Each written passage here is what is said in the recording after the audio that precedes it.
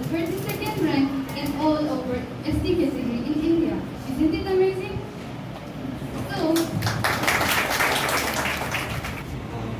First and foremost, I would like to thank Ms. Kagoyan for sharing her experiences and her valuable thoughts immediately after the accomplishments.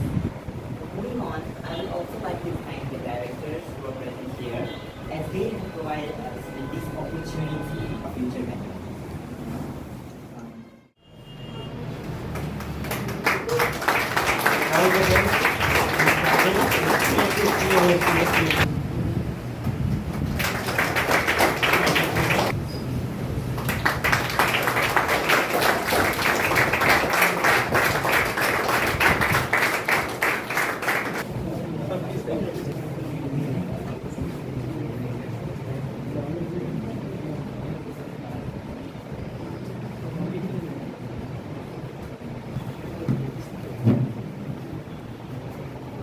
mercy never fails me. All my days I've been held in your hands. From the moment that I wake up until I lay my head.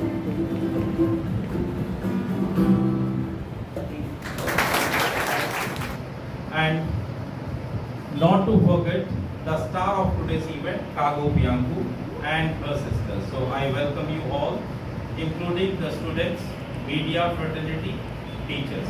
I welcome you all this morning. Today is a very special morning. Why it is special? I would want to tell you. This is the first program that we are conducting in the Itanagar Center.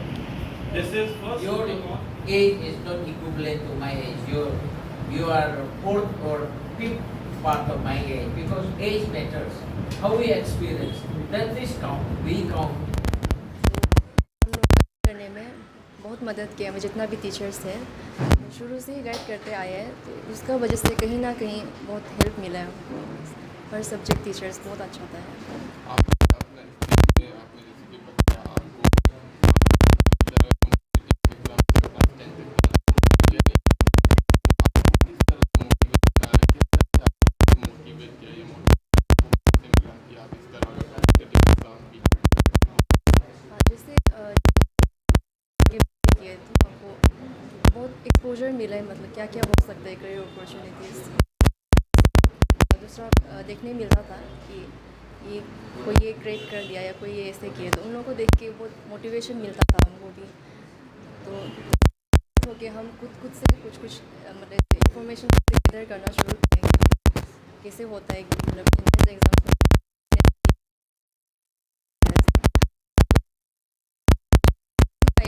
खुद prepare किए खुद को या teachers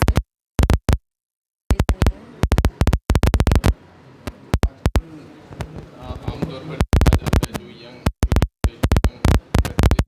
जल्दी भटक रहा है education को इम्पोर्टेंस नहीं दे रहा है फ्रेंड सर्कल और बाकी जितना कुछ गलत काम में वो लोग इन्वॉल्व हो जाते हैं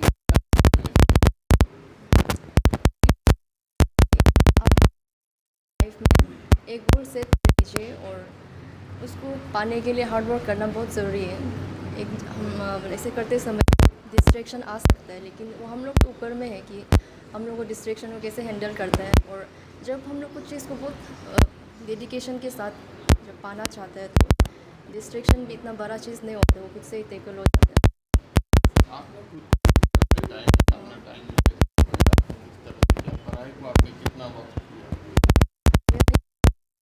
एक फिक्स टाइम टेबल होता था हर दिन तो टाइम टेबल एक फिक्स होता है तो इस कंसिस्टेंसी मेंटेन करने में मदद मिलता है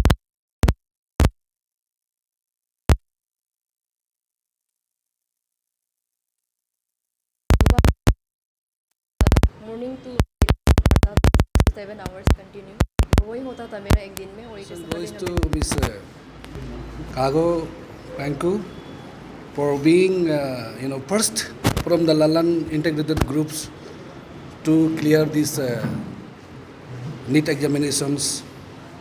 And secondly, my heartiest congratulations goes to the Lalan's group and integrated schools.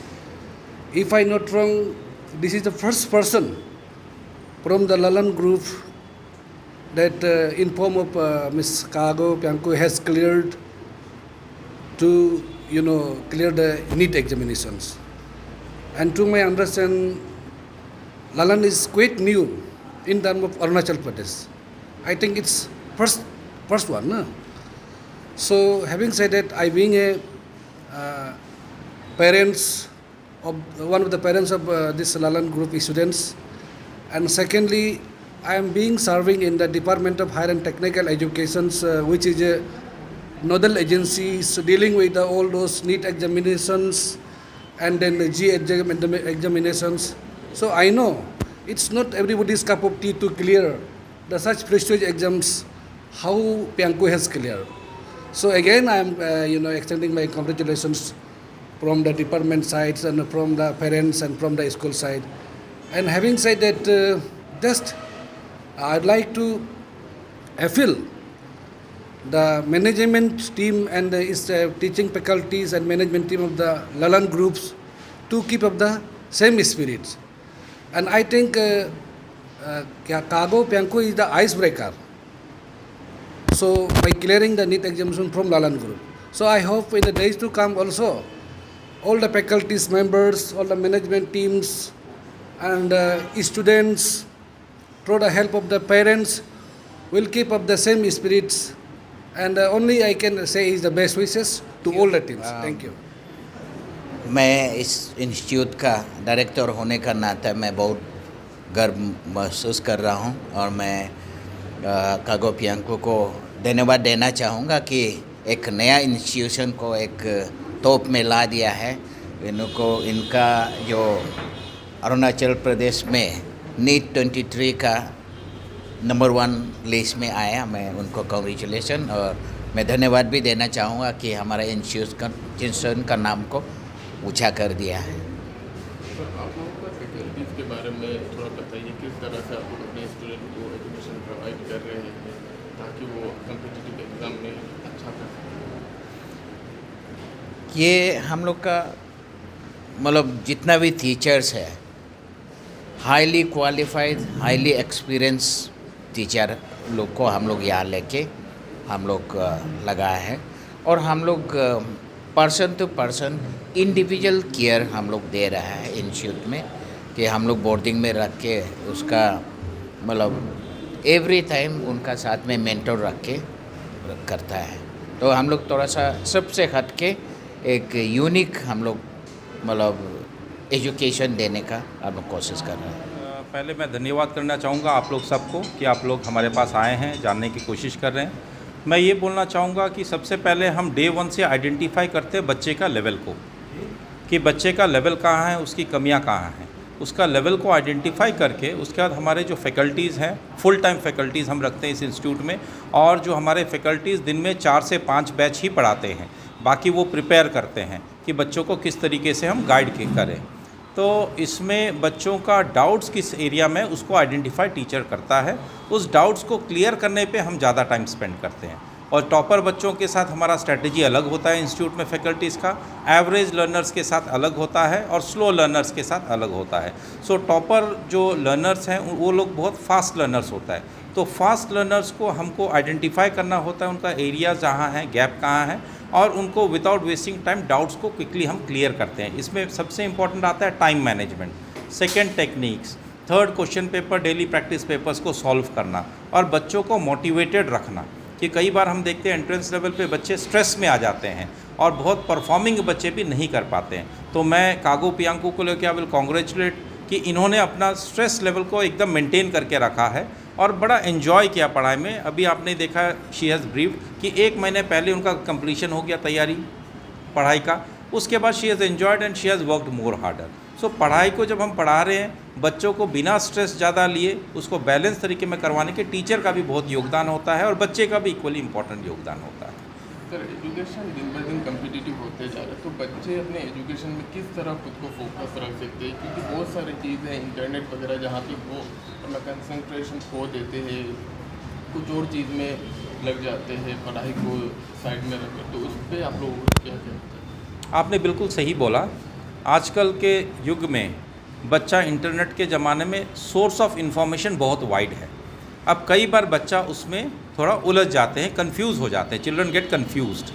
तो इसमें इंस्टीट्यूट का और फैकल्टी का रोल बड़ा इम्पॉर्टेंट है। इसमें मेंटरिंग और मॉनिटरिंग जो सिस्टम है वो बड़ा स्ट्रॉन्ग होना चाहिए कि बच्चा कहीं कंफ्यूज तो नहीं हो रहा है। और पूरे सब्जेक्ट्स को हम कई हिस्सों में डिवाइड करते हैं। जैसे केमिस्ट्री की बात करें तो ऑर्गेनिक, इनऑर्गेनिक, फिजिकल, तो पोर्शन बाय पोर्शन हमारे पास हमारा ललन्स में नॉट ओनली फैकल्टीज़, हमारा मेंटर्स भी है जो कोटा से हैं, कई 25-30 ईयर्स एक्सपीरियंस, वो टीचर्स को भी मॉनिटर करते हैं और टीचिंग प्लान को भी मॉनिटर करते हैं। तो इसमें बच्चों को मैं यही एडवाइस दूंगा कि उनको कंफ्यूज नहीं होना है, उनको फोकस्ड होना है, और जहाँ कंफ्यूज होते हैं उन्हें फैकल्टीज से एडवाइस लेना चाहिए।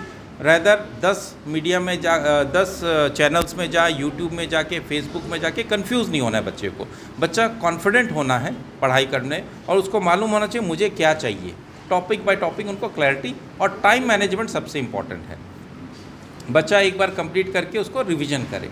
सो अगर बच्चे ने टाइम मैनेजमेंट सीख लिया, करिकुलम मैपिंग अच्छे से कर लिया, और ऑटोमेटिक सब्जेक्ट के ऊपर उनका कॉन्फिडेंस बनेगा। So it's all about guidance.